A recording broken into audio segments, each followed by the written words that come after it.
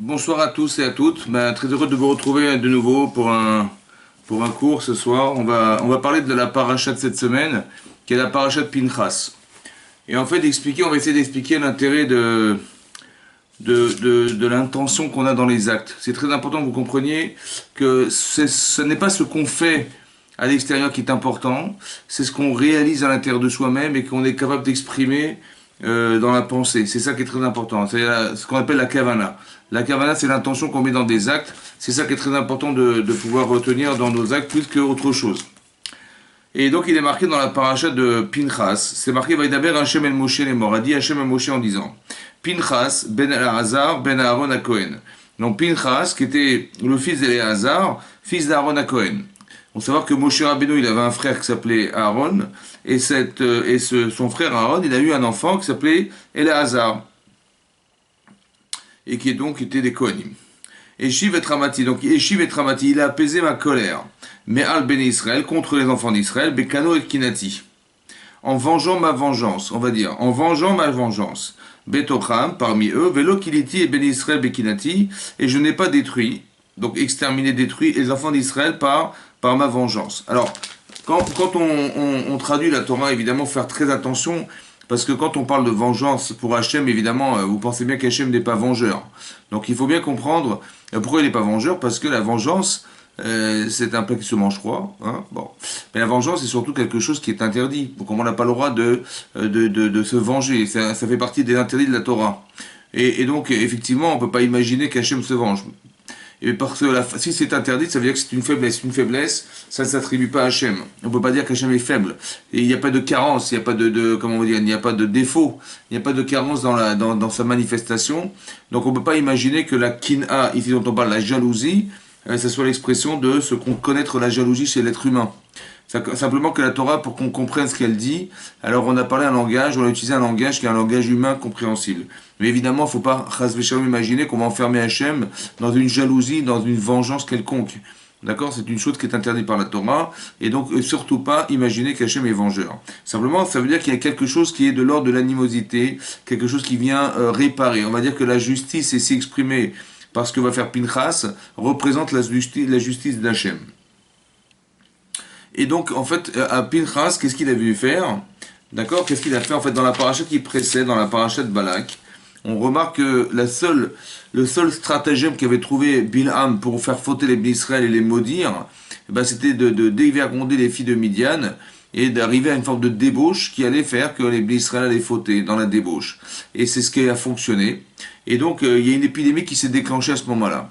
Il y a eu 24 000 morts au final. 24 000 morts qui ont été déclenchés par l'épidémie qui avait déclenché cette faute. Quelle faute, en fait? La faute, c'est que il y a un des hommes de la tribu de Shimon, qui s'appelait Zimri ben Salou. Oui, il a donc, il a dit l'Agma dans Sanrim d'Afpébet, il a été voir Moshe Rabbeinu, et il a été lui dire, voilà, il voulait épouser en fait la princesse de Midian, qui n'était pas juive. Et il a demandé à Moshe, est-ce que j'ai le droit d'épouser? Et il lui a dit, ne me dis pas non, parce que tu as épousé la fille d'Itro, qui était une fille de Midian. Et donc qu'est-ce qu'il a fait? Donc il a pris cette femme, et il dit la Torah, il a eu cette relation avec elle. Et qu'est-ce qu'a fait Pinchas? Ouais, il a vu ce qui s'est passé. Vaillard. Et Rachid expliquait qu'est-ce qu'il a vu. Il a vu ce qui s'est passé, il s'est souvenu d'une halakha, d'une loi. À Boel Aramite, quelqu'un qui est en relation avec une Aramite, une femme araméenne, à Boel Aramite, Kanaïm Pokimbo, quelqu'un qui est Kanaï, qui est vengeur, on va dire, comme ça on va traduire, mais bon, c'est pas comme ça qu'il faudra traduire, mais je vous le traduis mot à mot. Alors ceux qui sont vengeurs d'Hachem, ils viendront et ils feront la justice. Et c'est ce qu'il a fait. Donc il a pris une lance qu'il avait masquée, qu'il avait cachée sous son vêtement, dit l'Agmara, et il est rentré dans cette tente. Il a donc, et qu'est-ce qu'il a fait? Il a carrément transpercé ce couple. Ouais, et donc il y a eu beaucoup de miracles. Il y a eu 10 miracles qui se sont réalisés à ce moment-là. La tente, donc il a soulevé il les a soulevés tous les deux en même temps. Il n'y a pas de sang qui a coulé sur lui. La tente, la porte de la tente s'est ouverte, etc. Ils sont restés vivants, etc., etc. Beaucoup de miracles qui se sont passés. Et donc voilà ce qui s'est passé. Donc c'est ça qui a fait que en fait et donc à la suite de ça l'épidémie s'est arrêtée. Voilà, à la suite de ça, de cet acte on va dire héroïque, l'épidémie s'est arrêtée. Maintenant, et bien entendu, il faut comprendre ce qui se passe, parce que quand on lit le texte de la Torah comme ça, on a l'impression que on peut faire ce qu'on veut dans la vie. Vous comprenez, des gens qui font des bêtises, des grandes bêtises dans la vie, on peut les tuer. Voilà, on peut les assassiner, on fait ce qu'on veut, et c'est de cette manière qu'on va traduire la vengeance qu'on va exprimer d'Hachem à travers un acte pareil. Mais est-ce que c'est plausible? Est-ce qu'on peut croire une chose pareille? Oui, c'est-à-dire, est-ce qu'on peut imaginer que la seule unique manière de faire la justice, c'est de tuer les gens? D'accord? Et c'est ça la justice de Dieu. Non. Alors, il faut comprendre, c'est très subtil ce qui est marqué dans la Torah. Il faut faire très attention de ne pas traduire n'importe comment et de ne pas l'expliquer n'importe comment. D'accord? Voilà. Et donc c'est marqué que quand il est écrit dans la Torah qu'il a vengé la vengeance d'Hachem, et Hachem a apaisé sa colère, Hachem n'est pas en colère non plus. Donc à chaque fois, ce sont des expressions qu'on utilise pour qu'on arrive à comprendre, ouais, le sentiment qu'avait Hachem. La reine est mort, et sur ce, j'ai dit Hachem, je continue le texte de la Torah, Ineni notello et beriti shalom. Je lui offre une alliance de shalom, de paix. Ve'aitalo ulzao acharav, et donc sera pour lui et sa descendance après lui, Brit keunat olam, une alliance de keunat olam. Il aura la keuna, il sera un Kohen à jamais. Tachat asher kinal lokam, après qu'il ait vengé son Dieu, ve'ichaper ab Israël, et qu'il expie la faute des enfants d'Israël. Donc cet acte-là, il est vu comme quelque chose de shalom, un acte de shalom, un acte de paix. Donc il a pratiqué un acte pareil, donc il a carrément assassiné Zimri ben Salou, qui était le chef de la tribu de Shimon, et cette femme, et ça s'appelle un acte de shalom. Allez comprendre. Comment ça peut être un acte de shalom, un acte de paix? Ben, la paix, j'aurais dit, on va faire un compromis, on va essayer de s'expliquer, on va discuter, on va essayer de s'arranger, voilà comment ça se passait.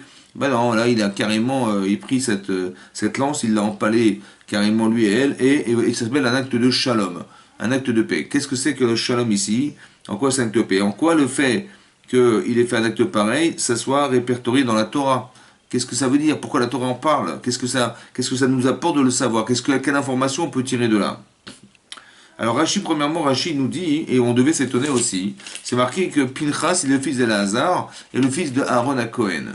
Ben, pourquoi on a besoin de savoir, oui, de qui était affilié Pinchas? Qu'est-ce que ça nous intéressait de savoir que Pinchas était le fils d'Aaron, donc le fils de Elazar, qui était le fils d'Aaron? On a vu un peu la même problématique, on a eu dans Korach. Vous vous rappelez que Korach, on a dit Korach ben Yitzhar ben Kiad ben Levi, qu'est-ce qu'on a besoin de savoir? Quelle était l'origine de cet homme? Quels étaient ses ascendants?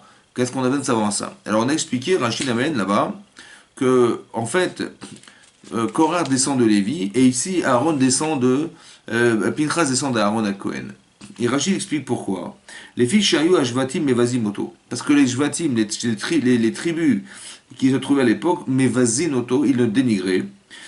Aritem ben Poutize, chez Pitem Aviyimo, Aragalim Lavod Kochamim, Ve'arag Nasi Shevet Israël. Il a dit, vous savez, cet homme-là, son grand-père, c'est qui? C'est Yitro. Et lui, Yitro, il a gavé des animaux qu'il a amenés, qu'il a portés en sacrifice en idole. Ce sont des idoles. Il était idolâtre, Yitro. Son grand-père était idolâtre, c'est vrai, il avait tchouva, mais il était idolâtre. Et vous voyez comment c'est traduit. En fait, on explique que l'acte de Pinchas, c'est un acte qui est relié à son grand-père, qui était Yitro. Et Yitro est idolâtre, et donc on peut comprendre que dans son ignorance, il a fait un acte pareil, qu'un acte violent, qui est un acte interdit. Il a tué un chef de la tribu de Shimon. Les Firar Ba'akatou. C'est pour ça que vient le verset. Il dit Vaïchasso achar Aaron, qu'il l'a affilié à Aaron à Cohen, qu'on sait être un homme de shalom. On sait que la qualité essentielle d'Aaron à Cohen, oui, c'est pour cette raison qu'on a eu, et c'est pour ce mérite qu'on a eu, par ce mérite qu'on a eu, les Hanani Kavod, les colonnes de nuée. Là-bas, c'est marqué que Aaron, il était Rodev Shalom. C'est un homme qui recherchait la paix. Vous voyez, quand il y avait des gens qui avaient des conflits dans Israël, c'est lui qui allait trouver des compromis pour essayer de faire la paix entre les couples, entre les personnes qui se disputaient. C'est un homme de shalom. Et donc, ici, on nous explique que ce qu'a fait Pinchas, c'est un acte de shalom. Mais pourquoi? C'est pas un acte qui rejoint son grand-père qui était Yitro. Non, c'est un acte qui rejoint son grand-père qui était Aaron à Cohen, un acte de shalom.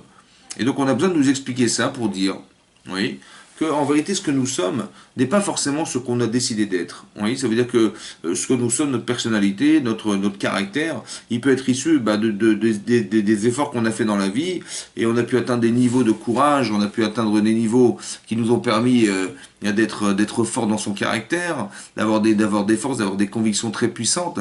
Et autant l'inverse, on peut avoir fait des faux choix qui ont alimenté notre cœur, mais dans le mauvais côté, dans le mauvais sens, et qui nous ont poussé à faire des erreurs dans la vie. vie. Et donc la Torah nous dit ici que le travail qu'avait fait Aaron à Cohen, en fait, le fruit de son travail, il va le retrouver chez Pinchas. Vous voyez, c'est son petit-fils qui va relever, en fait, si vous voulez, l'étendard de Aaron à Cohen en montrant que finalement le shalom, c'est un acte de shalom qu'il a fait. En quoi ce crime-là qu'il a fait, en fait c'est un crime, en quoi c'est un acte de shalom? Qu'est-ce qu'il y a de paix là-dedans? Qu'est-ce qu'il y a qu'est-ce qu'il y a de tellement puissant là-dedans? Alors, effectivement, hein, c'est marqué d'abord, première chose qu'on apprend ici, c'est qu'il l'a vu et il a tiré une halakha. Alors c'est très intéressant de voir déjà que lorsqu'on apprend quelque chose dans la vie, c'est très important de le comprendre qu'on apprend parce qu'on doit réagir à ce qu'on sait. D'accord? C'est très important que vous compreniez que quand vous apprenez quelque chose, l'intérêt c'est pas de savoir. L'intérêt profond, c'est de réagir à la connaissance. Et là on voit qu'il a vu et il a réagi. Il a vu ce qui s'est passé, et il s'est rappelé d'une halakha, il a dit à Moshe Rabbeinu, mais il y a une halakha connue, vous voyez, que à Bol Aramid, quelqu'un qui a une relation avec une femme qui n'est pas juive, à Bol Aramid, Kanaïm, des vengeurs pour Gaimbo. Il a dit, alors Moshe il a dit, si tu t'en souviens, alors fais-le toi. Dit l'Agma dans Sanhedrin, oui, que cette halakha, c'est une loi, mais en morinken, ça veut dire qu'on n'a pas le droit de l'enseigner. C'est une halakha qu'on n'a pas le droit d'enseigner parce qu'elle est dangereuse. Parce que si quelqu'un vient vous voir et vous dit, bah tiens, j'ai vu quelqu'un qui a eu une relation avec une femme non juive, et qu'est-ce que je peux le tuer ou pas? On lui dira, non, non, tu peux rester chez toi, tranquille. D'accord? Ça veut dire que c'est un chilul Hashem. Ça serait désacraliser le nom d'Hachem que de faire un truc pareil. Mais alors pourquoi ici ça a permis de le faire? Pourquoi un Hachem il a permis de le faire? Et pourquoi Moshe il a permis à Pinchas de faire un acte pareil? Alors vous avez compris que c'est pas de là tout le monde de faire une chose pareille. Alors on va essayer de comprendre pourquoi. Qu'un Kanaï, c'est quoi quelqu'un qui est vengeur? Ici c'est marqué Bekano et Kinati. Il a vengé ma vengeance. Comme si qu'on devait se mettre à la place d'Hachem pour pouvoir le faire. Ça veut dire qu'il faut avoir une pureté de cœur exceptionnelle. Et on va essayer de comprendre pourquoi et comment. Vous voyez, on n'est pas dans la vengeance. Parce qu'elle est où la frontière entre le crime et la mitzvah? Oui, elle est où la frontière entre le crime et la mitzvah? Ici, on pourrait croire, comme ça se passe ailleurs, hein, que les gens qui ne sont pas d'accord avec la Torah, ben, on les assassine, on leur coupe la tête, voilà, comme ça peut se passer dans d'autres religions. Et ça, on pourrait tirer un exemple d'ici en disant, oui, la Torah, c'est pareil. Oui, ce qu'a fait Pinchas, ben, c'est pareil. C'est comme un petit peu comme Rabin, elle est assassinée, et on a cru il avait fait une mitzvah, et il ne faut qu'une mitzvah d'avoir assassiné Rabin, d'accord? Qui est parce il s'est dit, mais si ça continue, on va perdre toute la terre d'Israël, et on va tout remettre aux Palestiniens. Donc on a assassiné Rabin. On pensait que c'est un peu le Pinchas des temps modernes. En fait, c'est faux. Vous comprenez, il a fait un grand Chilul Hashem, c'est une grande avéra. Parce que quelqu'un qui est naïf, ouais, c'est une halakha, mais on ne doit pas l'enseigner. On ne doit pas l'enseigner parce que c'est très spécial. Il faut avoir un niveau de pureté de cœur. Il faut se mettre à la place d'Hachem. Alors, comment on se met à la place d'Hachem dans ce cadre-là? Il faut qu'il n'y ait aucun intérêt personnel dans la mitzvah. Ça veut dire que si quelqu'un il va faire ça en pensant qu'on va mettre sa photo dans le journal, ou bien qu'il va croire qu'il va faire une grande mitzvah auprès d'Hachem, en fait c'est un criminel cet homme. Parce que si je le fais dans un intérêt personnel, c'est pas Hachem qui me pousse à le faire, c'est moi qui pense que j'ai raison de le faire. Et ça c'est très grave, il faut faire très attention de ne pas tomber dans ces pièges-là, dans ces erreurs. Et donc c'est pour ça qu'ici il faut comprendre les subtilités de ce qui se passe ici. En tout cas, ce que j'apprends déjà, c'est que c'est paradoxal. C'est-à-dire qu'un homme est mort et on appelle ça un acte de shalom. Quand on tue les gens, normalement c'est l'inverse. Vous avez vu que quand Hachem il décide de dire comment vous dire, à Noach de fabriquer l'arche de Noé, hein, il lui demande de faire une arche de Noé parce que il a remarqué qu'il n'y avait plus d'issue à ce monde et que le monde était corrompu et il y avait tellement d'opulence dans la corruption qu'il a dit c'est pas possible, ça peut pas durer comme ça. Ketz kol basar balefanaï, la limite de toute vie est arrivée devant moi, il faut que ça s'arrête. Et donc il a décidé de détruire le monde. Mais il s'est donné le moyen de permettre à Noach de faire teshuva, c'est-à-dire de ramener les gens à la conscience de la vérité et d'arrêter de se dépraver et d'être aussi corrompu que ça. D'accord? Et donc qu'est-ce qui va se passer? Il va dire tu vas fabriquer une arche de Noé, et tu vas répéter aux gens que si ça continue, ben voilà, je fabrique une arche qui va mesurer 150 mètres. Et cette arche-là, hein, un jour elle me servira parce que Hachem il va détruire le monde en le noyant. D'accord, il va détruire en noyant le monde, et j'aurai ce bateau, ce fameux bateau, ce paquebot là, dans lequel je vais pouvoir m'installer. Tous ceux qui voudront s'y installer, ben, ils pourront rentrer avec moi dans le paquebot si Hachem avait décidé finalement de détruire le monde. Et donc c'est ce qu'il a dit pendant 120 ans. Ça veut dire qu'il a répété à des gens pendant 120 années de sa vie, et il dit si ça continue, le monde va être détruit, et les gens n'y ont pas cru. D'accord? Mais non, ça n'a pas marché. Et à une semaine avant, Hachem a dit à Noach, écoutez, voilà, ça n'a pas marché, donc ils n'ont pas fait Teshuvah, je vais être obligé de détruire le monde, dans une semaine, ça y est, je déclenche le déluge. Et arrivé cette semaine, au bout de cette semaine, là-bas, hein, c'est marqué que Hachem a déclenché le déluge, et c'est écrit que Noach, il est rentré, mipne me amaboul, à cause de l'eau du déluge. Il n'est pas rentré à cause du déluge, à cause de l'eau du déluge. Et Rachid expliquait qu'il pleuvait tellement, ouais, il pleuvait tellement, tellement, qu'il a été rentré s'abriter dans l'arche de Noé. Et Rachid expliquait qu'il était Mahamin. Il était croyant, hein, Noir, c'était un tzaddik. Mais Eno Mahamin aussi. Il était Mahamin et Eno Mahamin. Il était croyant et non croyant. Ah, ça veut dire quoi? Il était croyant et non croyant. Croyant parce qu'il savait ce qu'Hachem lui a demandé. Mais non croyant, hein, parce qu'en fait, il n'avait pas ramené cette information à son cœur. Je m'explique. C'est que quand Hachem nous dit Hachem dit à Noir de fabriquer l'arche de Noé, et que c'est vraiment une chose qui va se réaliser, je pense qu'il n'y croit pas vraiment. Ça veut dire que la personne, elle peut répéter pendant 120 années de sa vie quelque chose qui est une information qu'elle doit transmettre, et au fond d'elle-même, elle n'y croit pas. Elle n'a pas mis, elle a mis en fait dans son esprit, parce qu'elle est capable de répéter ce qu'elle sait, mais la personne ne le ressent pas. C'est pas le cœur qui parle, c'est la tête qui pense. Et ça, c'est bien différent de quelqu'un qui ressent ce qu'il pense. C'est quelqu'un qui ressent ce qu'il pense, il réagit. Comment il réagit? Quand il voit l'eau tomber, il se dit, ça y est, c'est parti, c'est le déluge. Et il rentre dans l'arche de Noé, non pas parce qu'il pleut trop, mais parce que Hachem a déclenché le déluge. Il le sent, et c'est ça qui le fait réagir. Cette information-là, elle est très importante à entendre. Ça veut dire que les intentions, elles sont dictées, non pas parce que tu penses simplement, mais parce que tu ressens ce que tu penses. Et ça, hein, ce ressenti-là, il nous permet à nous de réagir. Et ici, on voit que Noir ne réagit pas. Et c'est peut-être ça qui expliquerait que personne n'a fait Teshuvah. Vous avez compris? Personne n'a réagi à ce qui s'est passé, personne n'a fait Teshuvah, personne n'a pu être convaincu de rentrer dans l'âge de Noé. Pourquoi ils n'ont pas été convaincus? Parce que Noir n'est pas convaincant. Et pourquoi il n'est pas convaincant? Parce que pas convaincu. Si je ne ressens pas ce que je dis, je le ressens pas, je le sais, mais je le ressens pas, alors ça ne traversera pas le cœur des autres. C'est ça qui est marqué là-bas. C'est pour ça que personne n'a fait Teshuvah. À la différence d'Avram Avinu, que lorsqu'Hachem dit à Avram, je vais détruire la ville de Sodome, je vais détruire cet endroit du monde, parce que il y avait un tel niveau de corruption aussi pareil. Ça veut dire que les gens, il y avait du vol, il y avait des gens, ils étaient cruels, ouais, il y avait un niveau de cruauté extrême. Et ça, Hachem, il ne supportait plus, il a entendu un cri énorme. C'est quoi ce cri, dit le Midrash? C'est la fille de Lot, en fait. Lot, il avait une fille qui avait discrètement été remettre un flacon de miel à un pauvre, et quand elle a été en train de lui remettre ce pot, alors elle a été surprise en flagrant délit. Et comme il était interdit de faire d'être bon et de faire des actes de bonté à l'époque de la charité, alors qu'est-ce qu'ils ont fait? Ils ont récupéré son pot de miel, ils l'ont déversé sur elle, et donc elle a été carrément piquée par des abeilles. Elle a crié, et là c'était insupportable. J'ai entendu ce cri strident, et il a dit on peut pas aussi, ça peut plus durer comme ça. Et donc il dit, je vais quand même pas cacher à Abraham que je vais détruire cet endroit. Et qu'est-ce que fait Abraham? Alors Abraham, qu'est-ce qu'il décide de faire? Il décide de prier. À la différence de Noach. Noach ne prie pas. Ah, et pourquoi il ne prie pas? Alors la différence, elle est comme ça. Quand vous vivez quelque chose dans votre vie, et quand il s'agit d'Hachem, est-ce que vous vivez comme quelque chose qui intellectuellement est acceptable, ou bien parce que vous le ressentez? Alors je m'explique. Ici, quand Noach, il entend le message d'Hachem lui disant, écoute, dans 120 ans, je vais détruire le monde, qui je suis, moi, Noach, ouais, pour aller essayer de contrôler les projets divins. Ça veut dire que Hachem, il a pensé que ça doit se détruire. Il a un tel niveau de conscience et un tel niveau d'intelligence que je peux même pas imaginer trouver un argument quelconque qui va faire que Hachem va changer d'avis. Parce que je ne peux pas m'impliquer dans les décisions d'Hachem. Voilà. Et donc Noach, il va pas discuter. Vous comprenez qu'est-ce qui va se passer? Il va dire, si Hachem a décidé, il est beaucoup plus intelligent que qui que ce soit dans ce monde. Et donc il a décidé, moi ce que je peux faire, c'est d'accomplir et de réaliser ce que lui-même, avec un projet, c'est de ramener les gens à la Teshuvah. Mais plus que ça, je pourrais pas faire. D'accord? Donc il n'intervient pas, Noach. À la différence de Abraham, qui lui intervient.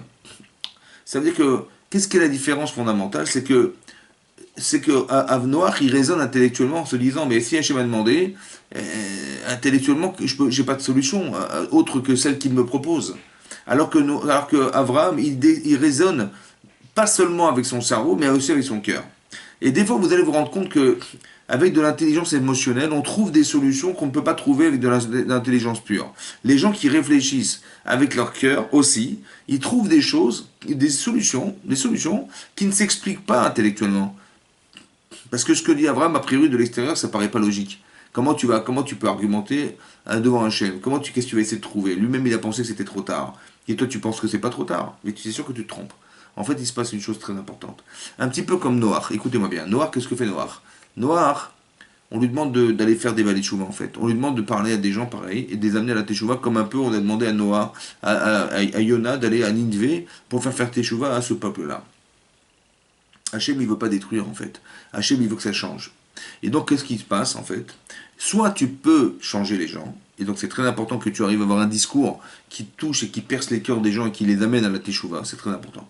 Et si tu n'arrives pas, alors tu dis à Hachem, laisse-moi les moyens d'y arriver. Et ce discours-là, c'est le discours d'Abraham. À la différence de Noir, c'est que quand Hachem il dit à Noir, va fabriquer l'arche, c'est dans un seul objectif. C'est pas de sauver sa peau, vous comprenez? C'est d'arriver à ce que les gens puissent voir que ça peut arriver, et la peur de détruire, d'être détruit ou que le monde soit détruit, les amènera à changer quelque part. C'est-à-dire que le désir de continuer à faire des erreurs est basculé et nettoyé, et on va dire qu'il est balayé par le désir, par la peur de disparaître. Et c'est ça qui va faire que les gens vont peut-être par peur faire teshuva, au moins s'arrêter de faire n'importe quoi de leur vie ou de détruire le monde dans lequel nous vivons. Et ici, c'est pareil. Mais la différence, c'est que Abraham, il se donne les moyens de le faire en disant, il y a peut-être 50 sadikim, il y a peut-être 40 sadikim. Ça veut dire qu'il y a peut-être une force d'influence qui existe en ville et qui vont m'aider à continuer à penser qu'on peut changer la mentalité de ces gens. Je vous ai souvent expliqué que un rachat, un mécréant dans la vie n'existe pas en fait. Un mécréant, c'est un choix. Un tzadik, c'est un choix. On est tzadik parce qu'on a choisi de l'être. On est rachat parce qu'on a choisi de l'être. Ça n'existe pas un rachat. Un rachat, on n'est pas rachat de naissance, on devient rachat parce qu'on a choisi d'être un rachat. Et ici, c'est pareil, ces gens, si en fait ils se sont corrompus, c'est un choix personnel. Soit c'est de l'ignorance, soit c'est parce que bon, il y a des choses qui font qu'on a envie de rentrer dans la facilité. Et donc, ici dans l'exemple de cet homme, c'est l'exploitation des richesses qui se trouvaient à cet endroit du monde. Ils voulaient surtout pas qu'on puisse profiter en dehors d'eux-mêmes de ces richesses, donc ils ont fermé les frontières, et ils ont voulu profiter seulement eux-mêmes de ça. Et on est rentré dans une philosophie où ce que tu as t'appartient et ce que les autres ont, il leur appartient.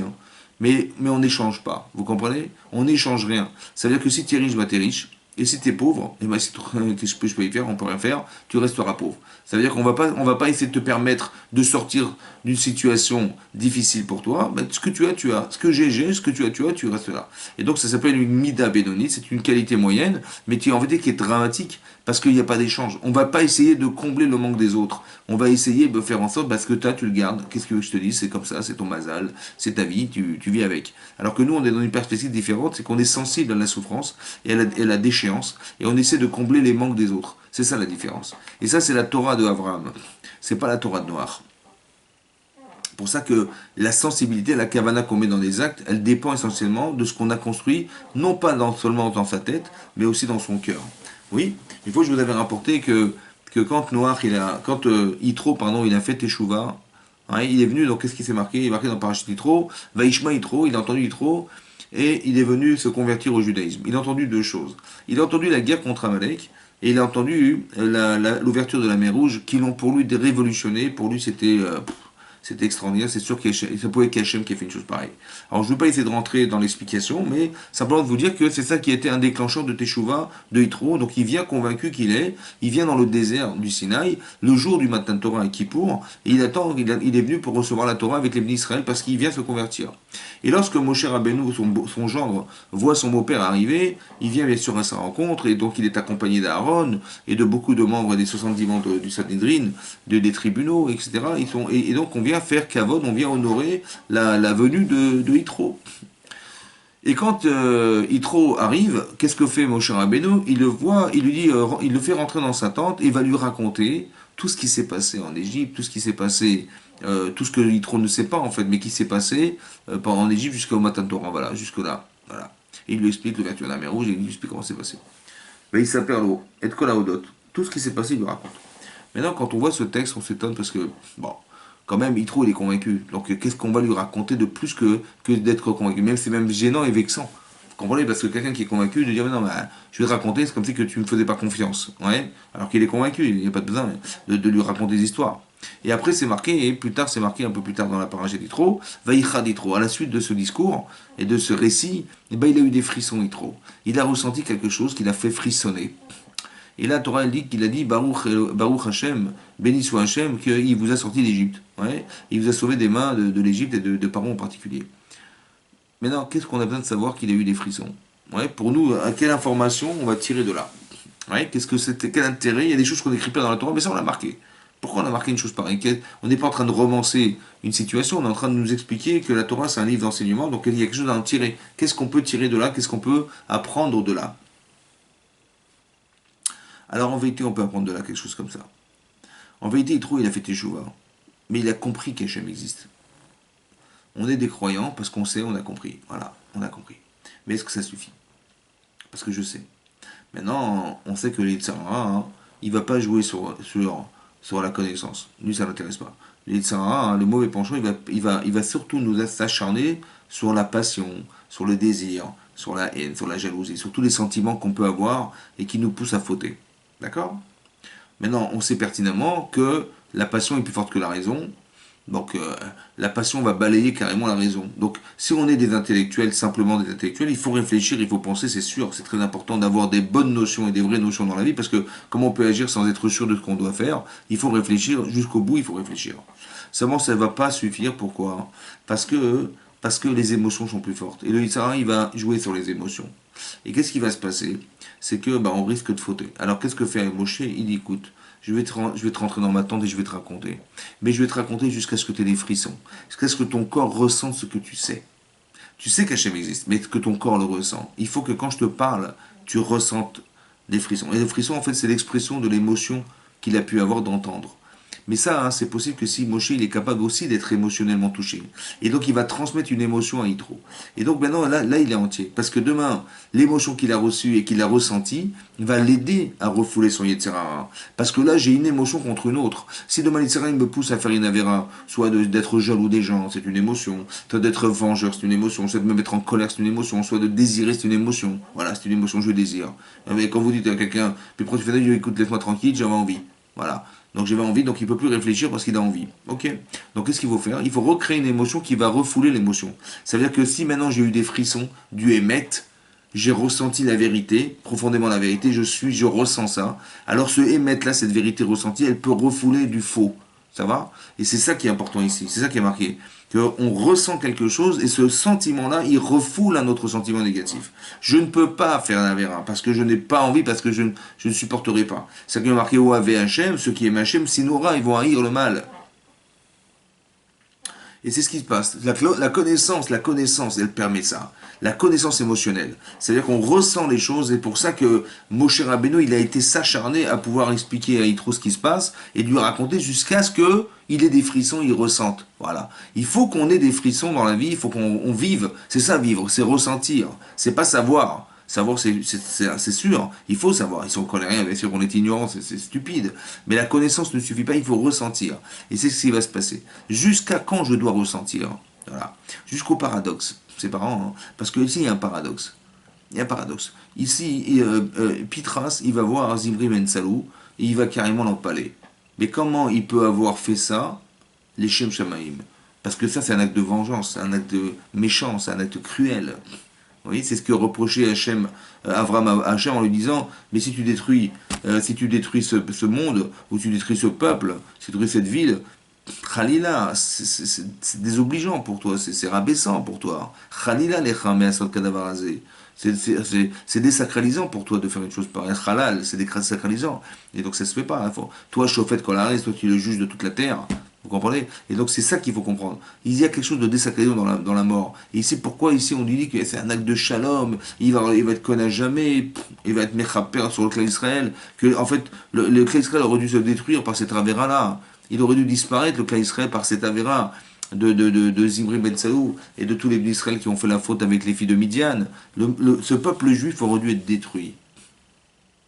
Et quand bien même, il a survécu parce que Pintras, il a arrêté l'épidémie de cette manière. Il y a un acte de shalom, il a fait la paix avec Hachem et les hommes. il est devenu Cohen. Parce que le Cohen, en fait, c'est l'homme qui est intermédiaire, qui est l'homme intermédiaire entre les hommes et Hachem. Quand on arrivait au Beth Amikdash, le Cohen, il acceptait le korban, le sacrifice, qui va permettre de faire la kapara, l'expiation de la faute de la personne et de rétablir l'ordre, entre guillemets, entre Hachem et les hommes. Voilà, voilà. C'est l'objectif du Cohen. Et là, il a fait un acte de shalom. Alors, on va essayer de réfléchir. Quand vous voyez quelqu'un qui fait une avéra dans la vie, quelqu'un qui fait une avéra, comment vous le regardez? Bah, si quelqu'un est très très religieux, il se dit, mais c'est dégoûtant ce qu'il a fait, c'est contraire à la Torah, c'est insupportable. Voilà. Et donc c'est vrai que c'est insupportable. Et donc il va même carrément dénigrer la personne, il va l'envoyer balader, voilà. Mais est-ce que vous savez faire la différence entre la personne et la faute? Est-ce que la personne est la faute? Non. La faute, c'est ce que la personne réalise, mais elle réalise à partir de la pensée, à partir de volonté, à partir d'actes. Mais est-ce que la personne est sa volonté? Est-ce que la personne est son acte? Ou bien non? Il y a l'homme et il y a ce qu'il a réalisé. D'accord? Alors la Torah, c'est ce qu'elle nous dit, la Torah. Ne respecte pas ce qu'il a fait.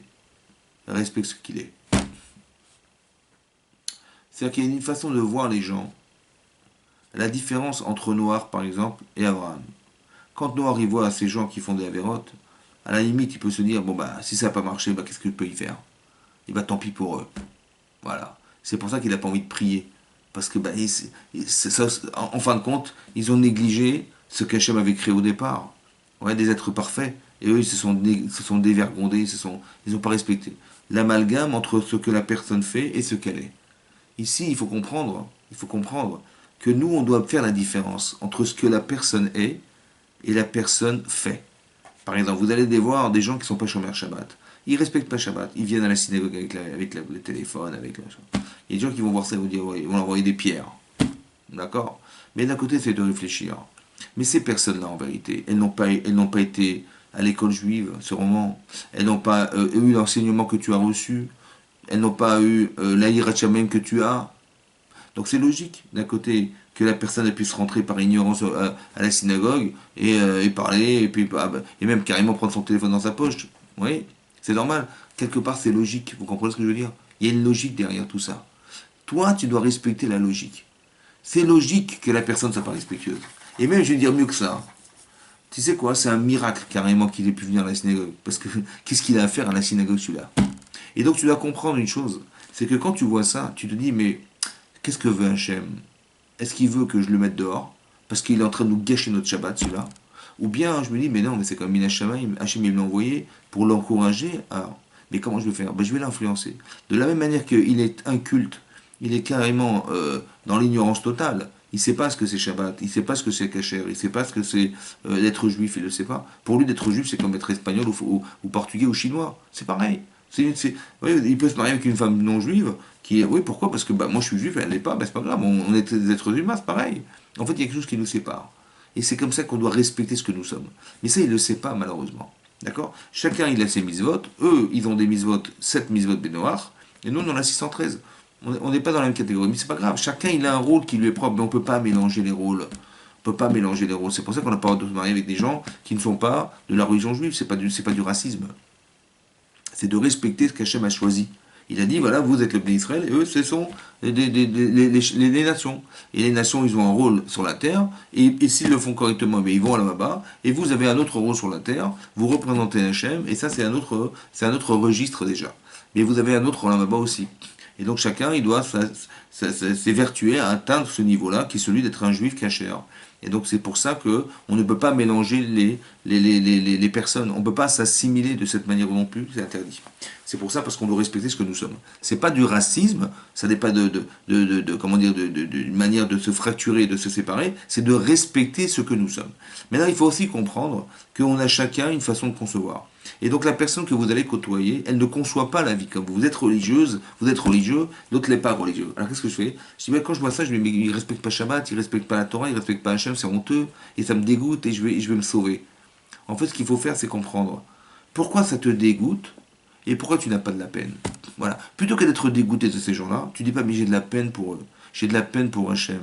Parce que Hachem, il aurait tellement aimé que ces gens-là soient dans la Torah. Il aurait tellement aimé qu'ils vivent le bonheur que nous vivons d'être dans la Torah. Et lui, il n'a pas ce bonheur. C'est dommage pour lui. Plutôt que d'être dégoûté de ce que je vois, je devrais être en empathie vis-à-vis de la personne qui souffre peut-être de ne pas l'être. Parce que cette personne, elle a une neshama. Ce message-là, il est très important que vous l'entendiez, parce que c'est le message d'Hachem. C'est ça que Pinchas il a ressenti. Bekano et Kinati. Il a vengé la mienne. Mais cette vengeance, en vérité, c'est quoi? C'est pas Chasvé Shalom de croire qu'il fallait tuer la personne. La personne, quand elle meurt ici, c'est qu'il n'y avait pas d'autre issue. Pourquoi il n'y a pas d'autre issue? Il faut comprendre. Alors, je vais vous enseigner une halakha. C'est marqué dans la paracha d'Achaïmot, oui. Vachai Baem. Il est écrit là-bas dans la Torah, Vachai Baem. On vivra par elle. Il s'agit des mitzvot. Elles, ce sont les mitzvot au pluriel. Elles, ce sont les mitzvot. Donc on vit par les mitzvot, mais on ne meurt pas, dit la Gemara, des mitzvot. On vit des mitzvot, on vit par les mitzvot, oui, mais on ne meurt pas à cause des mitzvot. Par exemple, si quelqu'un est en danger de mort et qui doit manger non cachère pour survivre, ou bien qu'on est Shabbat et que malheureusement il a eu une crise cardiaque et on doit le sauver absolument, ouais, parce qu'on doit l'amener en urgence à l'hôpital, on transgresse le Shabbat pour sauver la vie d'une personne. Pourquoi? Parce que le Shabbat c'est la loi, et la loi, elle ne peut pas empêcher de vivre. Vous comprenez? Voilà. Ça veut dire que si quelqu'un il est mourant, ouais, et qu'on sait qu'on peut lui sauver sa vie en transgressant une mitzvah ou une avera, elle on la transgresse quand même pour que la vie puisse se faire. Vachai bahem dit la Torah, vedoshia bahem. Donc on doit distinguer la différence entre la loi et la personne. La loi et l'humain. Qu'est-ce qui est le plus important? C'est l'humain qui est plus important. On vit par les mitzvot, on ne meurt pas des mitzvot. C'est-à-dire que la vie est plus importante. Hachem, il est d'accord qu'on transgresse la Torah pour vivre parce que le but, c'est de vivre. Le but, c'est de réaliser sa vie. Voilà. Et donc, quand la personne, elle doit, à cause de la mitzvah ou à cause de la vera, elle va risquer de disparaître, alors, chas v'shalom, on ne tient pas compte de ce critère parce que l'important, c'est pas la loi, c'est la personne. Mais alors, si c'est comme ça, hein, quand je vois quelqu'un qui transgresse la Torah, il ne connaît pas la mitzvot, il transgresse la Torah, il ne fait pas Shabbat, il ne fait pas Kippour, il ne fait pas. Qu'est-ce qui est plus important, la loi ou la personne? Ben, c'est la personne. Et moi, qu'est-ce que je respecte? Ben, je respecte la loi. Et je dis non, non, il n'a rien à faire dans mon milieu, et je vais l'envoyer dehors parce que je ne veux pas le voir, parce que je suis dégoûté de cette personne. Non. Tu dois être dégoûté de ce qu'il fait, mais pas de ce qu'il est. D'accord? C'est-à-dire que ce qu'il est, ben, malheureusement, ça n'est que la conséquence de ses choix. Mais ses choix, c'est pas lui. Il y a lui, parce que la preuve, c'est que si tu changes ses choix, tu changes la personne. Ah oui. Donc ça veut dire qu'il ne faut pas regarder les gens selon ce qu'ils font, mais selon qu'ils sont. Et ce qu'il est, en vérité, il peut être autre chose. Vous avez compris, cette Torah-là, c'est la Torah d'Abraham. C'est pas la Torah noire. La Torah d'Abraham, c'est que tu regardes les personnes en fonction de ce qu'ils sont au fond d'eux-mêmes. Et ce qu'il est au fond d'eux-mêmes, c'est pas ce que tu vois, c'est faux. Quelqu'un qui n'est pas dans la Torah, il n'a pas décidé. Ça va? C'est parce que bah, son environnement, son éducation, je sais pas moi, ses choix, c'est vrai. Il a fait des faux choix ou il avait des mauvaises midos, j'en sais rien. Et donc il a pas été attiré par la Torah. Mais c'est pas lui ça, c'est ce qu'il a décidé. Toi, tu dois savoir que tu peux changer la décision. Tu peux manifestement faire, ou le raisonner, ou l'amener à penser, ou le faire ressentir qu'il s'est trompé. Mais il faut le faire avec délicatesse. Mais ça peut pas se faire si tu ne respectes pas la personne. Si tu respectes la loi au détriment de la personne, bah, tu vas dire, mais tu n'as rien à faire avec lui. Tu vas haïr le mal. Mais c'est pas le mal qu'on doit haïr. C'est-à-dire on doit haïr le mal, mais pas la personne qui contient le mal. Il faut bien faire la nuance. C'est pour ça qu'Abraham, il va prier pour essayer de sauver la personne. Les gens qui vivent à Sdom, il va prier pour eux, alors que ce sont des chataïm, méod, des grands fauteurs. Il faut avoir cette compréhension de la Torah. Et c'est ça qu'Hachem il veut. Celui qui a réussi à comprendre ça de façon très profonde, avec un cœur pur, parce que c'est très très très difficile. C'est ça, pour ça que la Torah Pinchas, elle nous parle de ça, la Torah avec Pinchas. Parce qu'il a fait un acte contraire au shalom, il a tué quelqu'un, mais il lui a sauvé sa vie. Comment c'est possible? Quand Pinchas, il a vu ce qui s'est passé, il a vu l'épidémie. Les gens mouraient. Ils mouraient à cause de qui? À cause de lui. À cause de Simri Ben Salou. Il s'est peut-être dit les choses suivantes. Qu'est-ce que je peux faire pour lui? Pour lui sauver sa vie spirituelle. Et il faut que ça s'arrête. Et le seul moyen de l'arrêter, parce que je vois que manifestement il est incapable de s'arrêter, c'est de le tuer. Un petit peu comme ça, écoutez-moi bien. Vous savez, il y a marqué dans la Gemara dans Sanhedrin, il y a 3 avérotes, 3 fautes. Il est préférable de mourir que de les transgresser. Les 3 fautes, c'est Avodazara, donc on les connaît, hein, c'est de pratiquer l'idolâtrie, de renier Hachem en étant idolâtre. La deuxième, bah, c'est Shfichut Damim, de tuer des gens. D'accord. Si quelqu'un vous dit, bah, tue cette personne où je te tue, il vaut mieux mourir. Et la troisième, c'est Gilou Yarayot, c'est l'adultère. Si quelqu'un dit à quelqu'un, va avec cette femme mariée ou je te tue, il vaut mieux mourir que d'aller avec cette femme mariée. Adultère. Et ça, on apprend des psukim de versets dans la Torah. Pourquoi c'est comme ça? Parce que, écoutez-moi bien, l'Agma dans Psachim d'Afkafé, elle dit là-bas, hein, c'est marqué Vachai Baem, tu vivras par les mitzvot. Autrement dit, Hachem, il est d'accord que je transgresse la Torah pour vivre. Mais si quelqu'un nous disait, écoute, c'est simple, hein, ou tu tues la personne ou je te tue. Bon, au final, qu'est-ce qui va se passer? Bah, je dis, bah, évidemment, je dois vivre par les mitzvot, je ne meurs pas des mitzvot, donc si on me dit de tuer la personne, bah, je ne vais pas mourir pour autant, donc je vais accepter de tuer pour ne pas mourir. C'est logique. Le problème, c'est que Hachem, il est d'accord, dit Rashi, là-bas dans la Gemara, qu'on transgresse la Torah pour vivre. Mais si au final, il y a eu mort d'homme, plus ça verra. Parce que quand je me défends de vivre et je tue la personne en face, bah, il y a eu mort d'homme, plus ça verra. Il est mort et j'ai fait la faute de l'avoir tué. Alors à quoi ça sert de l'avoir tué? À quoi ça sert d'avoir transgressé la loi puisqu'au final, il n'y a pas eu vivant, il y a eu mort? Alors Hachem dit, mais dans ces cas-là, c'est une zvara, c'est une idée, il vaut mieux mourir. C'est-à-dire de se laisser mourir sans avéra, sans faute, d'accord, que de pouvoir sauver sa peau en tuant l'autre. Ce sont les extrêmes.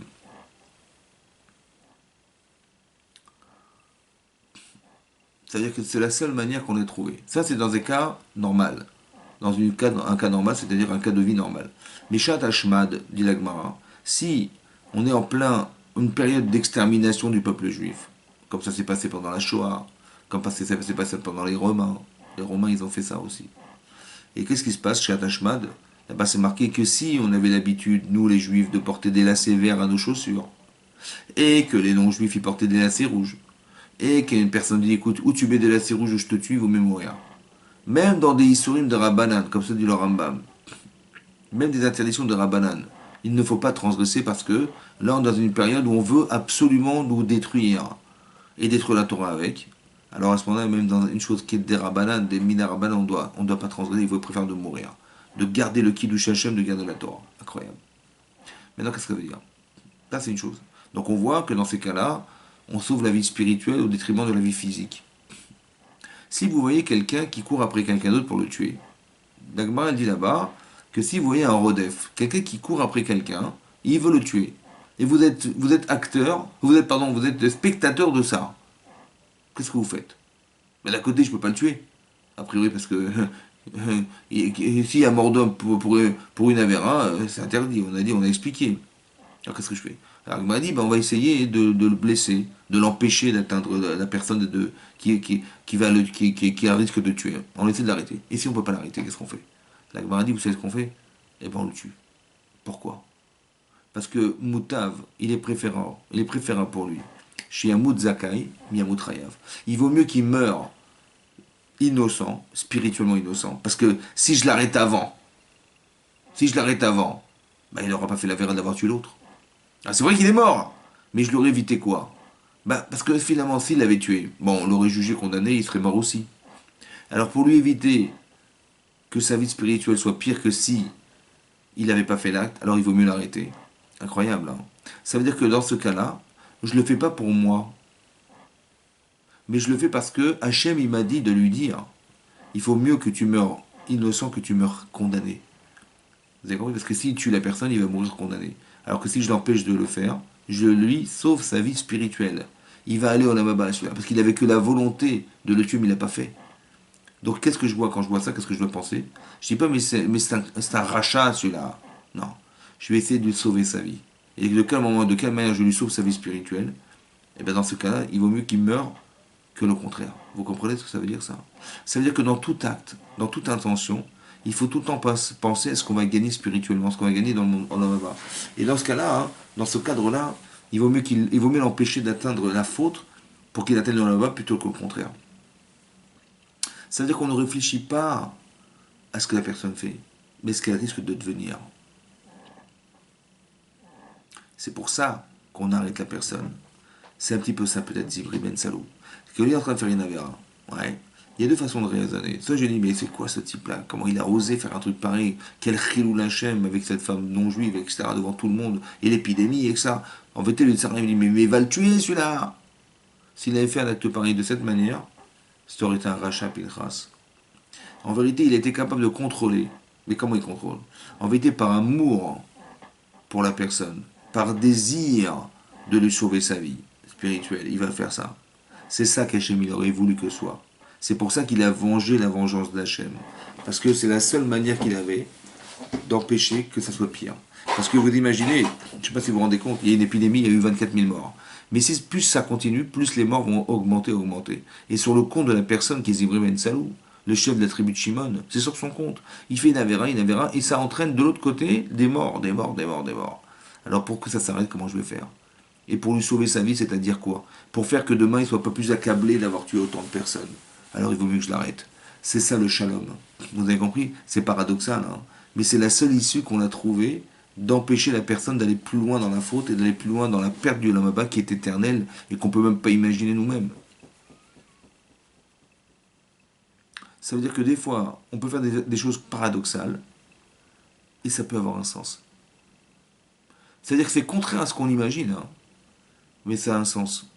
Parce que ça permet de retrouver l'identité juste de ce que la personne espérait. En fait, si je interrogeais cet homme, si j'interroge Shané Shamar, à ce Zimri Ben Salou, je lui dis, mais qu'est-ce que tu veux que je fasse maintenant? Il me dit, mais tue-moi. Parce que plus je fais des avérotes, et plus ma Neshama, elle va te rendre des comptes à Hachem et je vais être en train de me détruire. Vous comprenez ça? Donc il ne faut pas écouter ce que vous voyez. Il faut écouter ce que vous ressentez d'après l'esprit que la Torah nous inspire de faire. Très important ça.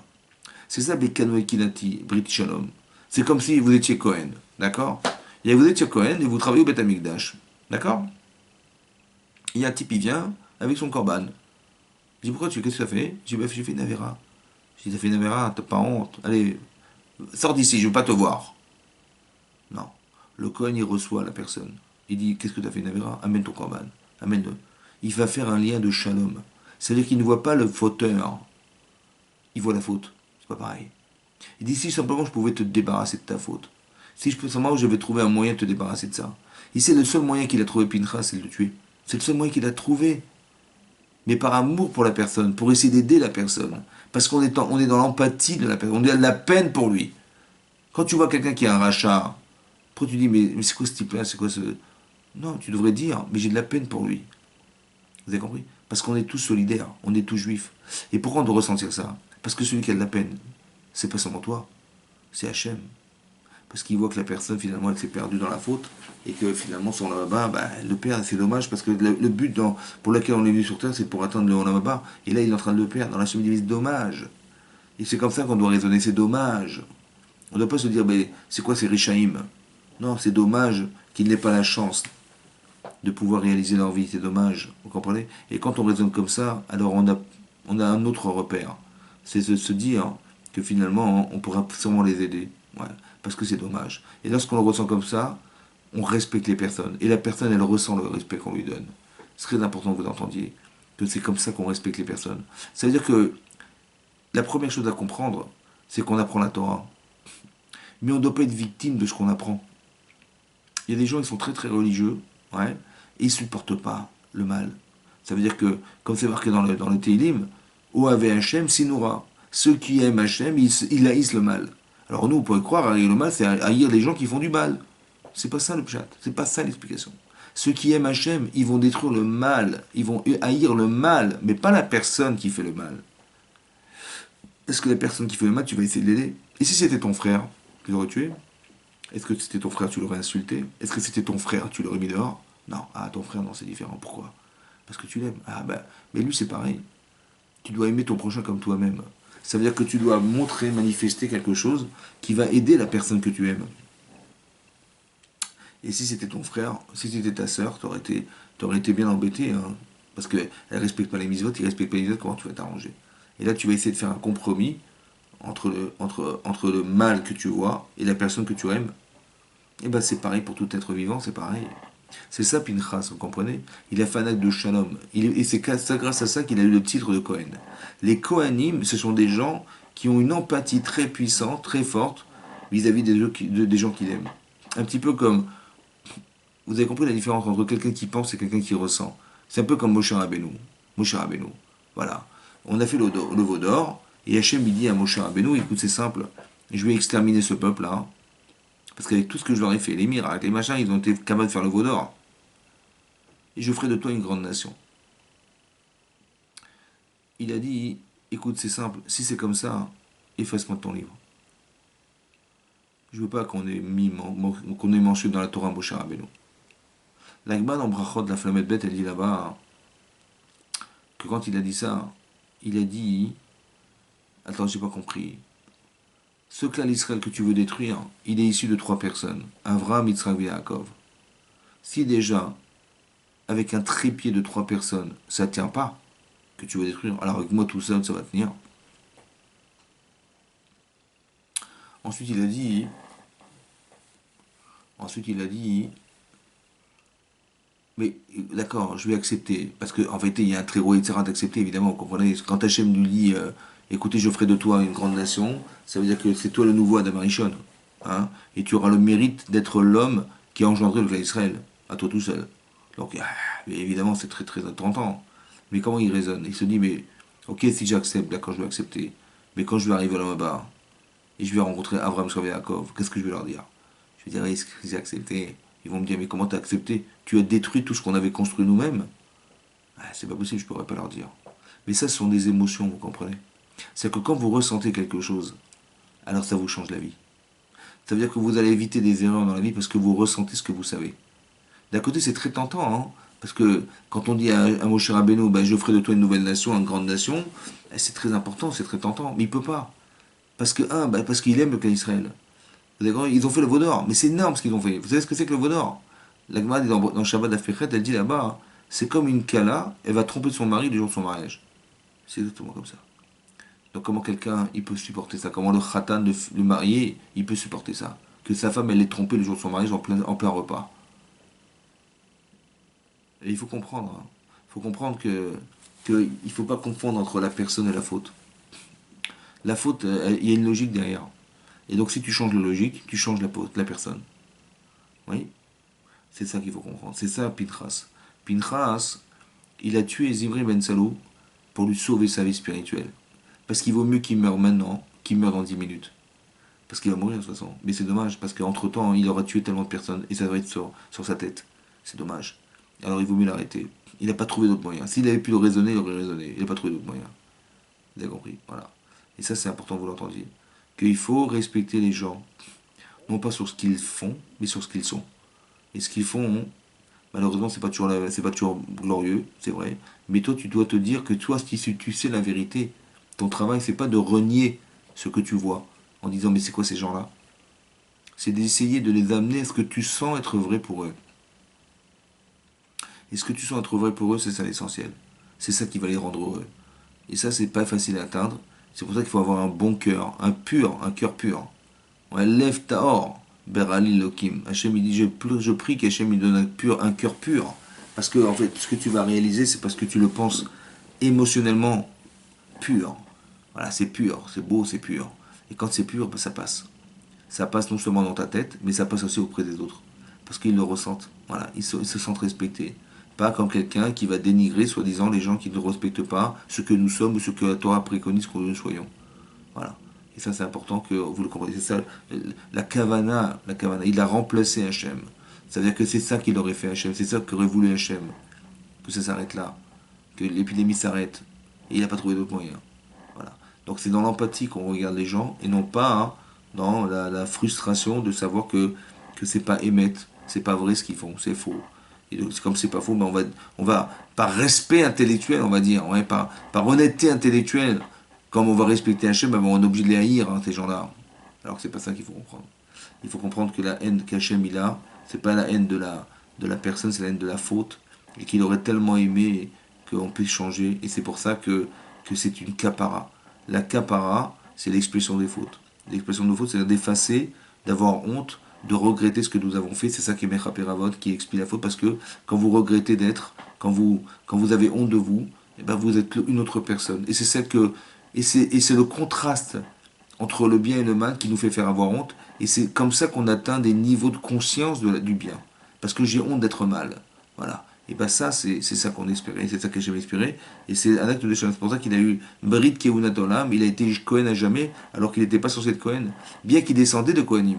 Mais en fait, Rachid expliquait que Eleazar est devenu Cohen après la naissance de Pinchas. Et là, il est devenu Cohen. C'est pour ça que Pinchas et Eliyahu c'est pareil. Eliyahu c'est pareil. Eliyahu c'est celui qui va aider le Israël à chaque fois, qui va essayer de nous sauver à chaque fois dans toute situation. On fait appel à Eliyahu parce que c'est lui qui sauve à chaque fois les situations. Comme chaque personne est un héros quelque part, et ce qu'on espère, c'est qu'on soit tous aussi des héros, des gens qui vont pouvoir ressentir les choses émettre et les faire partager. Voilà, je vous remercie beaucoup. Voilà, j'espère que cette Vartora vous a touché et que vous pouvez l'écouter et réécouter.